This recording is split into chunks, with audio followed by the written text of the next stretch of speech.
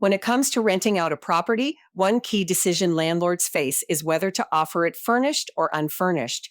Both options have their advantages and can appeal to different types of tenants. The best choice depends on your property location, target market, and financial goals. Furnished rentals. These are ideal for short-term tenants, corporate rentals, or vacation properties. Offering furniture, appliances, and decor can attract higher rent and quicker occupancy, especially in high-demand areas.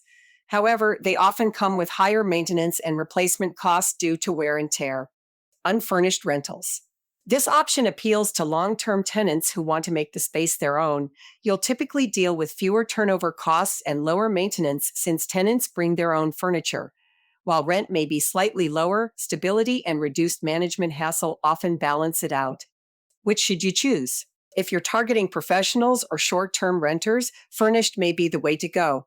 But if you're looking for consistent, long-term occupancy with lower costs, unfurnished is likely the smarter choice.